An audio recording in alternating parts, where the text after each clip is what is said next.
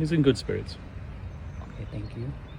And does PRD have any message for the Filipino people now that May 12 election are fast approaching?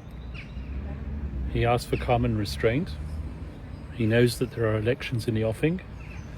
He knows that the people are very interested in his welfare. And he also knows that there is a tendency, perhaps, for people to get excited and not to respect the judicial process. He insists that the judicial process be respected, that there be no interference in that at all. Thank you, Attorney. And Attorney, how do you respond to the ICC judge's rejection of your proposal? Do you believe it undermines the rights of the accused in any way? Well, this whole thing about the judges rejecting my proposal, that never happened. All that happened was that there were two activist victims representatives by the names of Joel Butian and Christina Conti, who made all sorts of assertions in the press that I had asked to restrict victims' participation in the process by limiting the ID documents that could be used. That never happened. All I was doing was I was relying on what the Philippines social security system requires for ID to be verified in the Philippines. What they don't tell you is that they were not accepted at this present moment in time to be representatives of the victims, rather the OPCV, which is the unit which is dedicated to representing victims at the ICC. So this is not a question of the judges rejecting something that the defense asked for.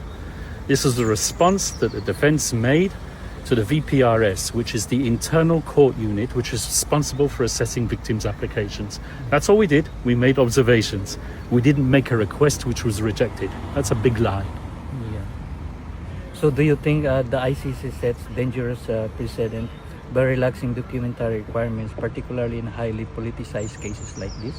Once again, this whole issue of it being a dangerous precedent is not something that we created. It's something that's in the minds of Joel Butian and others. Thank you, Attorney. And lastly, Attorney, what is your message to the Filipino people closely watching the process unfold? Respect the judicial process, respect the judges, and respect former President Duterte's right to a fair trial. Thank you, sir. Thank you. Thank you so much. Attorney, can I ask another one? Sir, may we ask if you have already applied for PRRD's interim release? Once again, I'm not going to comment on the chronology of that request. There will be a request for interim release in due course, but as I said many times before, certain conditions have to be ripe for that interim release to take place. And it's the judges who ultimately decided. Sir, do you think that our former president will be brought back to the Philippines before the confirmation of charges on September 23rd? I certainly hope so. In fact, I can't understand why he's here. He's a Filipino citizen. Yeah. There's a Filipino president in that country who threw a Filipino citizen over here to be tried.